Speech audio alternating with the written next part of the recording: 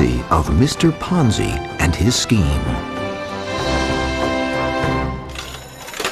From lotteries to land deals to Las Vegas, people have always yearned for a way to obtain instant wealth.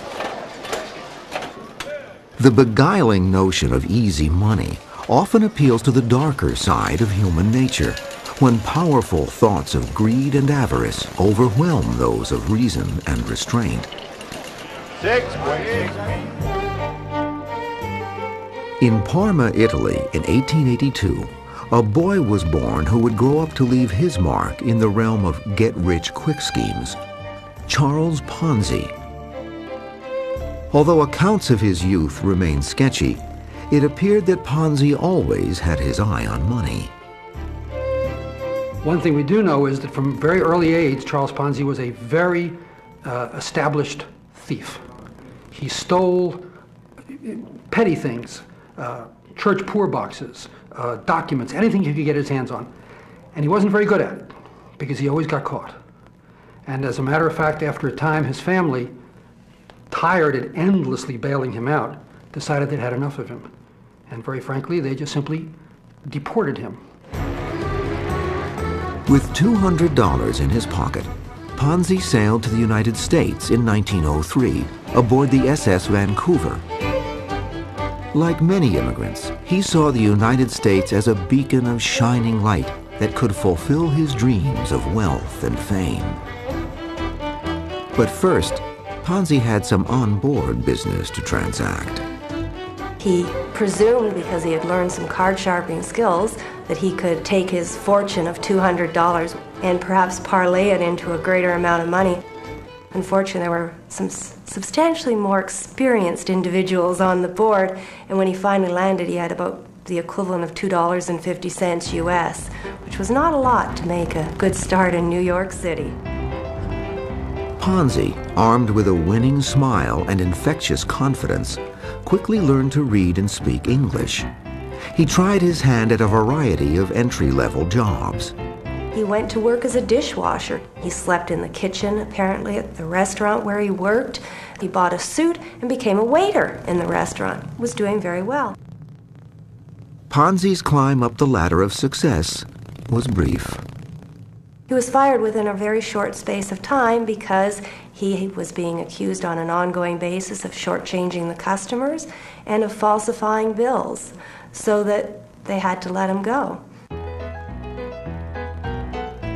Despite his early difficulties in the United States, Ponzi remained convinced he would one day amass a great fortune. In 1907, Ponzi moved to Montreal, Canada, landing a job at the tiny Zorosi Bank. The banking laws in Canada apparently were not terribly tight in those days, and if you had some money, you could open a bank.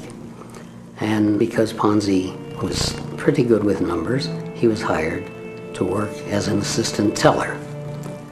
The first thing that he found out by going through the books is that the bank had made some very bad real estate loans and was in great trouble. Charles Ponzi sensed that his hoped-for opportunity to get rich quick was at hand.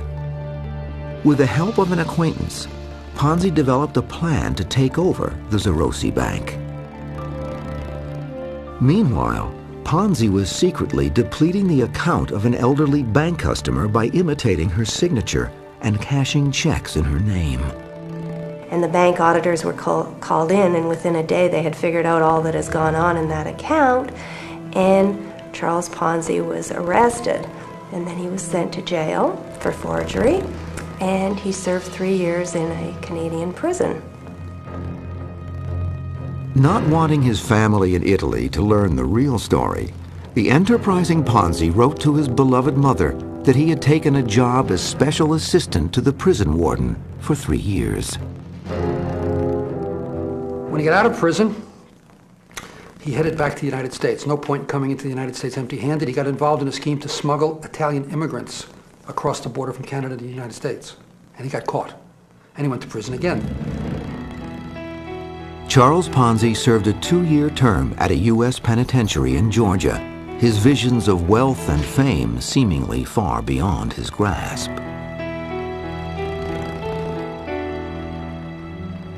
Upon his release in 1918, Ponzi made his way to Boston, Massachusetts, where he met and married Rose Gnecco, also an Italian immigrant. In Boston, once again, he landed a job at a fairly low level in an organization with J.P. Poole, which is an importer and exporter in Boston. And he worked his way up. And really, who knows what might have happened if all of a sudden he hadn't had a correspondence with one particular Spaniard, and in the course of that correspondence he discovered what his so-called grand scheme would be. It was a simple 1-cent item that Ponzi saw as a $1 million miracle: the postal reply coupon. As America stood at the brink of the 1920s, it faced a time of great promise and wild financial speculation. Although prohibition had literally dampened spirits, the business world was booming, and there were untold riches waiting for those willing to take the risks. 1919, the United States felt full of itself. We had won the Great War. We had saved European civilization. America was confident, and the American working man felt that for the first time he was significantly participating in American success, in American growth. It was a big change. In Boston, Italian immigrant Charles Ponzi had been searching for his way to participate in America's success. In November of 1919, Ponzi, small in stature but big in dreams, determined that postal reply coupons could be his mother lode. In 1907, an international postal congress had agreed to issue postal reply coupons throughout the world. The bearers could redeem these international coupons for postage stamps in their local country. This was to address a real problem. Immigrants who came to America could afford to buy stamps. The relatives who stayed home could not. So this was a way to allow relatives back home to write back to the family in America. Vice-like pressures of inflation and depression were ravaging post-World War I Europe, but the U.S. dollar remained strong. Ponzi saw an opportunity with postal reply coupons that, properly exploited, could result in great wealth. Ponzi realized that if you went to a European post office with American dollars and bought postal reply coupons and then brought them to this country and cashed them in, you got U.S. postage many times more valuable than the U.S. money you spent for them. It was a legitimate opportunity of what we might call arbitrage. And this was the premise. Ponzi believed that for every $1 of postal reply coupons purchased, he could earn $5 when he redeemed them for stamps. With a 400% profit from these initial purchases, Ponzi would buy additional coupons and redeem them for even more money. It seemed to be a proposition that couldn't lose. The ebullient Ponzi chatted up his convoluted idea to friends and associates in restaurants and clubs throughout Boston. He had this gift of gab, and he just had this overwhelming personality and the smile at all times. No matter how bad things got, he had the smile. He seemed to glitter. He seemed to sparkle. He had an immense air of supreme confidence about himself. He really thought he was very special, and it just shows. Ponzi offered anyone a cut of the action if they invested money with him. He promised investors a 50% return on their money in 45 days, or he would double their money in just 3 months. Ponzi assured them he was making a 400% profit on the purchase and redemption of postal reply coupons, so he could easily afford to pay out a phenomenal rate of return.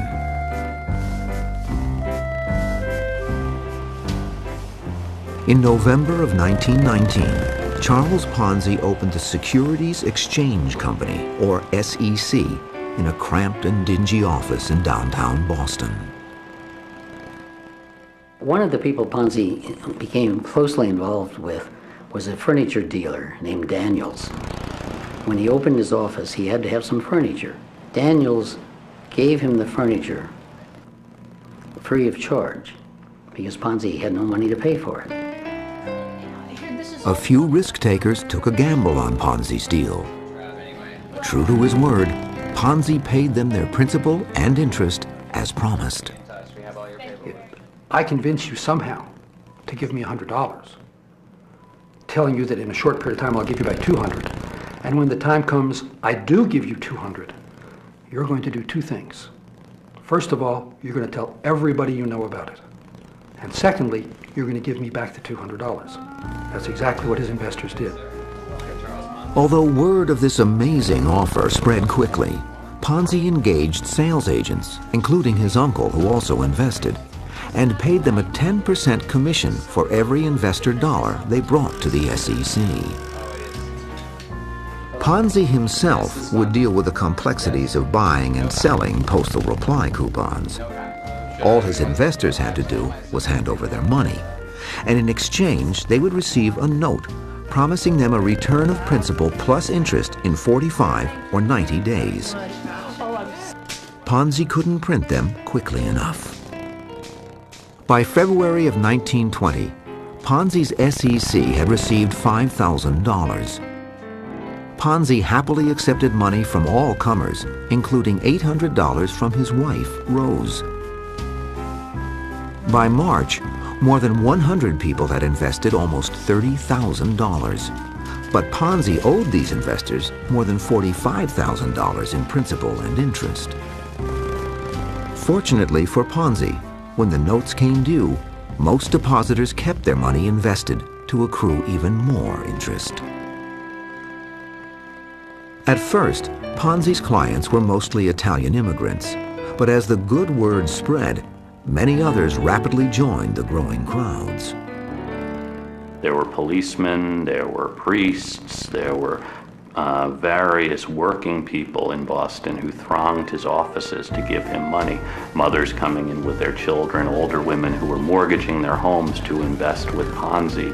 And then it spread throughout New England with agents operating all across New England and even in New Jersey. The smooth and self-assured Ponzi had a ready answer for every doubt or question. The effervescent Italian was able to convince even the most skeptical investors with his snappy patter.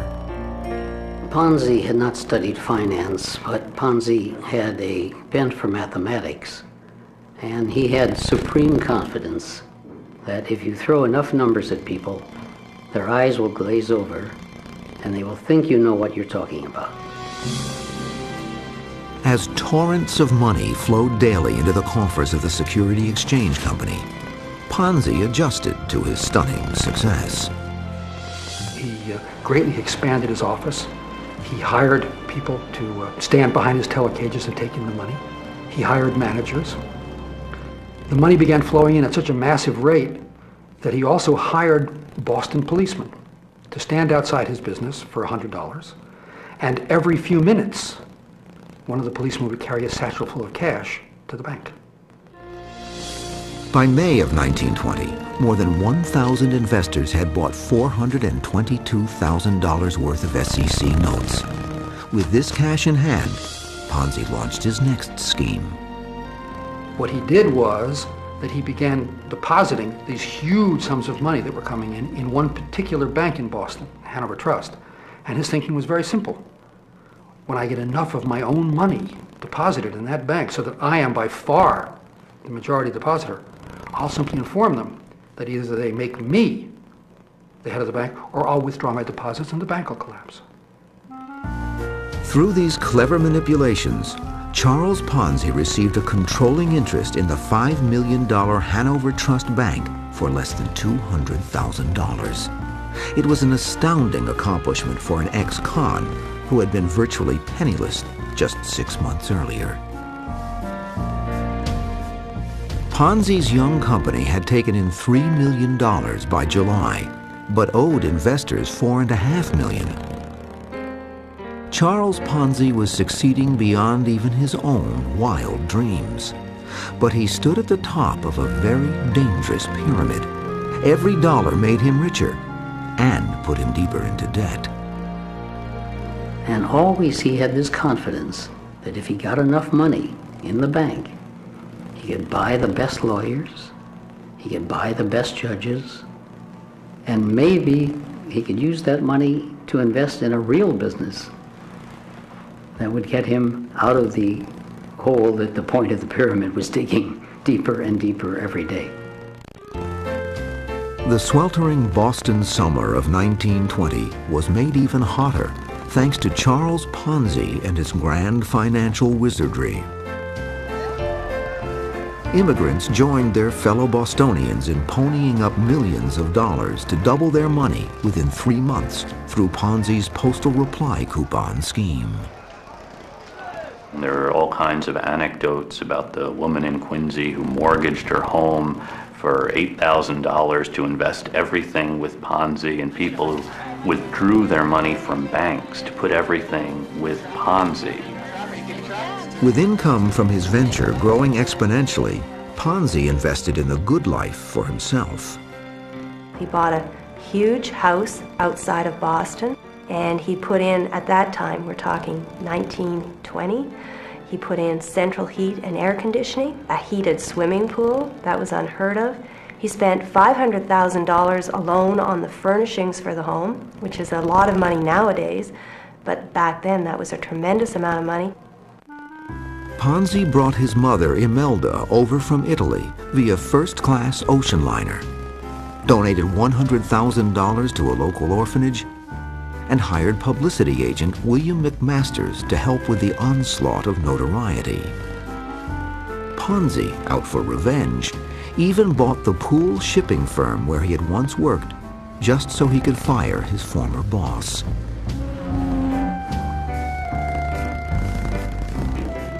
But with every dollar Ponzi took in, the mountain of debt he owed his fanatical investors kept growing. The crowds outside Ponzi's School Street office caused curious officials to check things out. So 3 police officers came to Ponzi to find out whether he was legitimate or not. And after talking to him for a few minutes, 2 of the policemen decided to invest with Ponzi. And then it was estimated at the end that about a quarter of Boston's policemen were investing with Ponzi. 6 months earlier, the diminutive Italian had been flat broke. Now, Charles Ponzi was basking in his newfound celebrity, swarmed by mobs of cheering fans wherever he went. In the Italian neighborhoods of Boston, he was a god. Ponzi was the image to them of everything they dreamed of. He had achieved this immense success. Not only that, they were all profiting immensely. Their money was being doubled. Somebody asked a member of the crowd about who was a very important person in America, and they answered Charles Ponzi. And he was there, and he said, well, what about Columbus? And they said, well, Columbus discovered America, but you're the man who invented money. And that was the way they felt about him. He was idolized. The first chink in Ponzi's financial armor arose when J.R. Daniels, the furniture dealer who had helped start Ponzi's business, came back into the picture.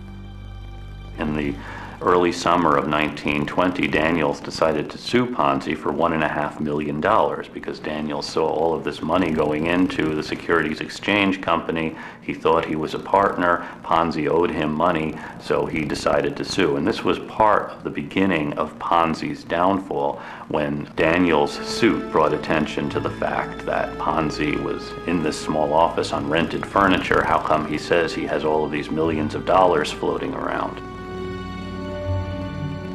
Although Daniels' claim was more sour grapes than a legitimate beef, an article about the suit published in the Boston Post brought a swift reaction. There was a run on Ponzi's Securities Exchange Company as some investors clamored for their money. One way Ponzi stopped the runs was by simply giving the money back. He could say, I can give away $200,000 a day and it doesn't hurt me. And this then would stop the run, as people would say, look, he's giving the money back, and more people would line up to try to invest. Both the Commissioner of Banks and the Attorney General of Massachusetts had heard about Ponzi's company and sent some men to investigate. The Boston press also began to take an interest in the man people were calling a financial genius. One particular individual, Richard Grosier, the son of the publisher of the Boston Post, was perhaps a little more cynical than some, and he started asking a lot of questions. He sent out investigative reporters and said, no, this is too good to be true. Something is going on. And so he was really starting to ask a lot of questions. But on July 24, 1920, a surprisingly positive Boston Post article profiled Ponzi and his money-making machine. As a result, hundreds of people jammed the offices of Ponzi's SEC to invest. Prior to the article's publication, the millions of dollars that flowed into Ponzi's waiting hands had derived solely from word of mouth. He was averaging, in a very short space of time, about $250,000 a day. And that is a lot of money when you put it in the context of the 1920s. Back then, a millionaire was somebody who was very, very rare. And so somebody who was receiving in $250,000 a day, that was a lot of money to be dealing with. The same day the Post article hit the stands, Ponzi met with government officials at the Massachusetts State House.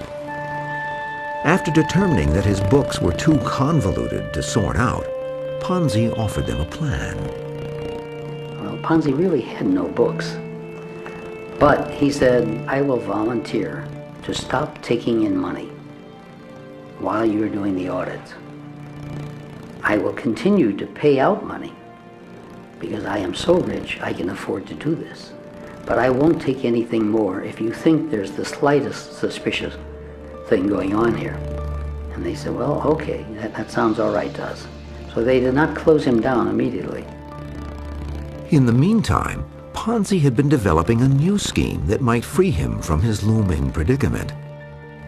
He would convince his bankers to provide $10 million to purchase a fleet of merchant ships that were being sold by the U.S. government. Ponzi's plan was to transfer all of his company's assets and liabilities to the proposed steamship company, allowing his investors to trade in their investments for stock in the new company. Ponzi's plan failed to impress the bankers, and the scheme never materialized. By July 26th, the Boston Post had dug deeper into the dapper Italian's fuzzy financials and ran the first in a series of negative articles about Charles Ponzi and his SEC. They contacted Clarence Barron. He was the Wall Street publisher that put out Barron's paper. And Barron wrote an article in which he said, if Ponzi can make 300% profit for his investors, why is he putting his money in banks that are only paying 2 or 3%? Why isn't he investing in his own company? Then the next issue had Clarence Barron saying there's no possible way Ponzi's scheme could work. That in order for Ponzi to do this, there would have to be 160 million of these postal coupons circulating, and there are only about 27,000 in the world.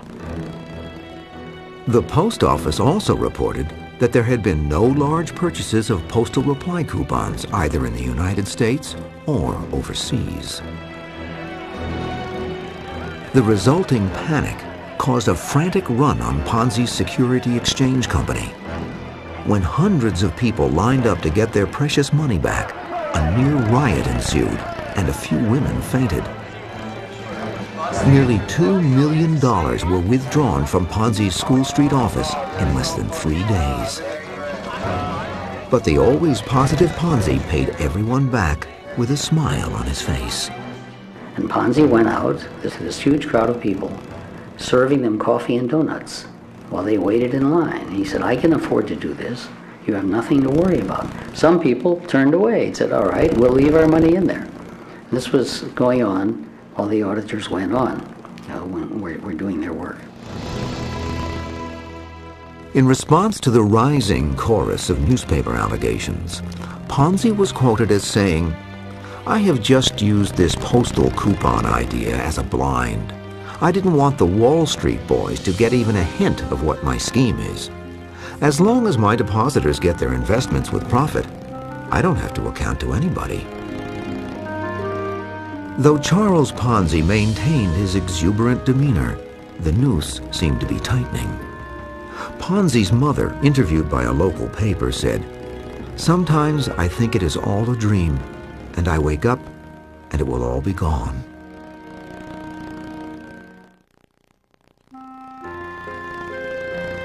In July of 1920, Boston was abuzz about Italian immigrant Charles Ponzi, who had attracted thousands of investors based on high interest rates and an international postal coupon scheme.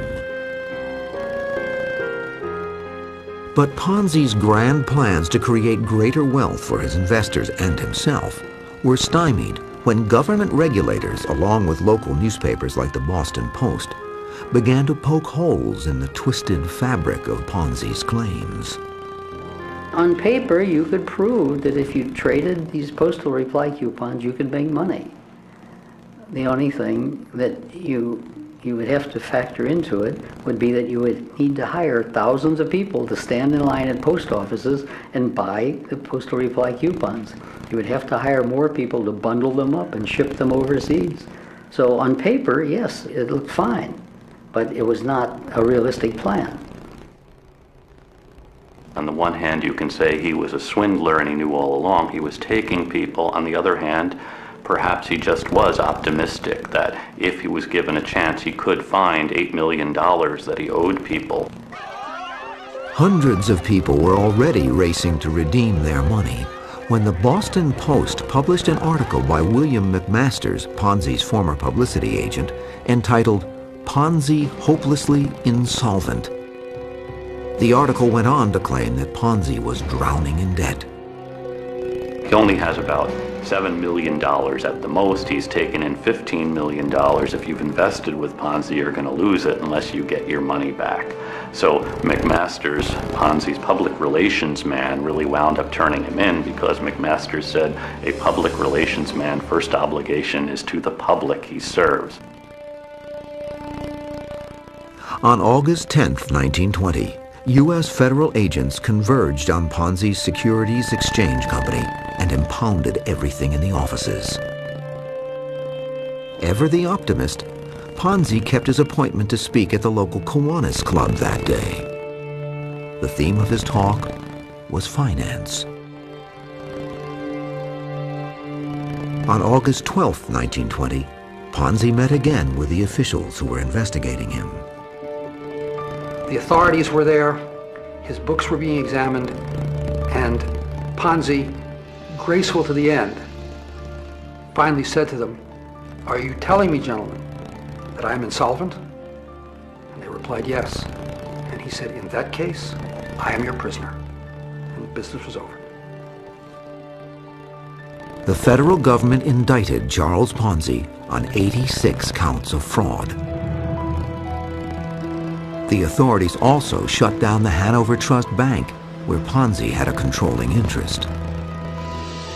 It was interesting when they went into the office to arrest him. The mob there virtually attacked the arresting agents. They were very upset. This was their hero. This man was inventing money for them. They all had visions of America providing them with their dream, which was to become wealthy. As it turned out, Ponzi never purchased any postal reply coupons. But nearly 17,000 investors had plunged more than $10 million into Ponzi's coffers within an 8-month period. At that time, he owed $15 million, but that was in 1920 terms. $10 million in 1920 might be worth $250 million today. I mean, $250 million. There were heart-rending accounts of investors who stood to lose everything. A World War I veteran with tuberculosis had hoped to take his Ponzi earnings and recuperate in Arizona. One woman invested the $1,000 her family had received when her husband lost a leg in an industrial accident. One young couple had deposited $4,600 with the dream of using the profits to buy their first home. Holding a worthless Ponzi note, the bitter husband remarked, "Guess it's a doghouse for us now." Charles Ponzi went to trial in the fall of 1920. On November 1st, he pled guilty to a federal charge of using the mails to defraud and was sentenced to 5 years in prison. Ponzi's wife, Rose, fainted when the judgment was announced. Ponzi was sent to Plymouth Jail, where he sent letters to many of his investors, writing that he hoped the recent miscarriage of your investments would not mar the spirit of the Christmas season. Many investors wrote back to the man who had so happily taken their money. Some of it were absolutely scathing. "You've stolen everything I had," calling him probably every name in the book. Some were very consoling and sympathetic with him and admiring, even saying what a great man he was. And he even received money. People would send money so that he could invest it when he got out. There were still believers out there.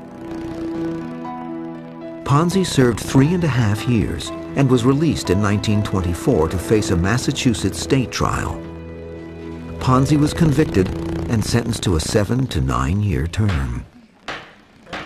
While out on bail pending his appeal, Ponzi went to Florida to raise money for his legal battles. He brazenly created the Charpon Land Syndicate Company while he was there. Charpon, Charles Ponzi, and he sold land. The only problem with the land was most of it was underwater, and he was selling this to investors. The newspapers in Florida realized that he was the same Charles Ponzi who had pulled this big swindle.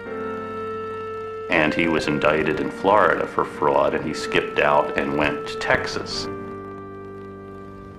After a failed attempt to escape by ship, Ponzi was returned to Massachusetts to face his lengthy prison term.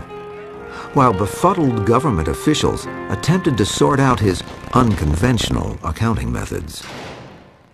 It took them years. And when they were finished, they had to admit that although they had determined that some significant sum of tens of millions of dollars must have passed through the scheme, they couldn't ever establish how much it was. In 1931, a bankruptcy court determined that the insolvent Ponzi still owed his remaining investors more than $2 million. Many depositors received just pennies for every dollar they had so trustingly invested.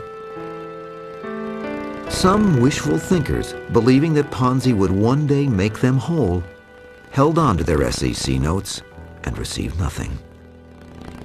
They were convinced that the whole thing was some kind of terrible mistake, and he would get out of prison and he would give them back their money. To this day, I'm sure someplace in Boston homes in an attic, there are old Ponzi certificates still waiting to be cashed in. They couldn't believe he wouldn't pay them. Ponzi walked out of prison for the last time in 1934. Crowds gathered around the once heralded financial genius, even though 14 years had passed since his scheme imploded. This mob was not a friendly mob. This mob was comprised of people that had lost their investment and still viewed him very much as a villain, someone who had ruined their lives and who had taken all their life savings. And in fact, in the crowd, there were a number of children, grown children of people who had invested with him. And these grown children were hostile towards Charles Ponzi because they felt that that had really decreased their opportunities in life as well. October 1934. America was in the midst of a debilitating national depression, created in part by reckless financial speculation and the collapse of the stock market. In Boston, Charles Ponzi had completed a lengthy prison sentence for swindling millions of dollars from several thousand victims during 1920. There was so much speculation by banks into a very hot stock market, which wound up collapsing in 1929. So in Ponzi's case, we really see a microcosm for what happens to the American economy in the 1920s. It was said that banks had been providing their investors everything except a roulette wheel. Just days after his release, Ponzi was deported to Italy, traveling in steerage class and leaving his faithful wife Rose behind. The once cocky immigrant seemed to be a shadow of his former self. In his final statement to reporters, Ponzi remarked, "I went looking for trouble, and I got it." Back in Italy, Ponzi reverted to his old self with a new twist to his financial trickery. Ponzi always had a plan for something that could turn things around. One of the schemes he came up with in his later years was writing his autobiography. He thought that if he could sell 1,000 shares in his autobiography for $25 apiece, that would clear just about all of his debts. There were few takers, and the book project faded away. Finally, Ponzi settled on a legitimate job. He did have enough stature or enough self-confidence to make a bit of a position for himself with the Mussolini government in Italy. And within a relatively short period of time, they sent him to Rio de Janeiro to be an agent for the Italian state airline. Ponzi was set up in Rio with servants and a limousine. But this return to the high life would end, this time due to circumstances beyond his control. The authorities in Rio began to find out that diamonds and minerals from Rio were being sent out on this plane back to Italy because World War II was coming on. And these were strategic minerals that could be used by the Italians. So they cut off the fuel supply to the airline. Now Ponzi is now in Rio with no job because the airline is out of business. Charles Ponzi spent the last days of his life in the charity ward of a Rio hospital. He died in 1949 at the age of 67. And when he died, the only thing on his bedside table of any consequence was an unpublished manuscript entitled The Rise and Fall of Mr. Ponzi. At the time of his death, Ponzi's estate was valued at less than $100, just enough to pay for a pauper's funeral. Although its namesake passed away, the legacy of the Ponzi scheme lives on. A similar fraudulent money-making operation reared its head recently in a tiny foreign country. The entire government of Albania collapsed just 2 years ago because there were so many Ponzi schemes going on and so many government officials letting them go on because the government officials had invested their money in them. In 1993, a modern-day Ponzi named John G. Bennett created the Foundation for New Era Philanthropy. Bennett convinced numerous charities and nonprofit organizations to invest with his foundation, promising to double their money in 6 months with matching funds allegedly donated from a variety of wealthy benefactors. By the time Bennett's scam was uncovered, organizations including Harvard University, New York's Metropolitan Opera, and the Special Olympics lost more than $100 million. After Bennett was sentenced to 12 years in prison, he claimed that his desire to do God's work had made him delusional. Today, the internet is a fertile home to thousands of get-rich-quick plans and surefire money-making schemes. And just about every single day, some willing participants are swindled. You may wonder what moves a person to choose to invest. And the first thought, of course, is, well, there must be greed. But what moves these investors is actually something else. And at the very basis of it, I think, amazingly, is a fear of looking foolish. If I invest and it isn't legitimate, I'll lose my money. But if I pass this by and it is legitimate, I'm going to look like a fool. The Ponzi scheme has achieved a certain infamy in the world of finance. Some believe its namesake would be proud of that dubious achievement. He would love it. Ponzi would think that his legendary stature today is exactly what he deserves. Ponzi stands with Newton and with Einstein and with the great creators of history. His name is enshrined, and I'm sure that he would be delighted. When dreams of instant wealth cast their spell over the human psyche, characters like Charles Ponzi will always be lurking nearby, ready to separate people from their money, whenever we go in search of history.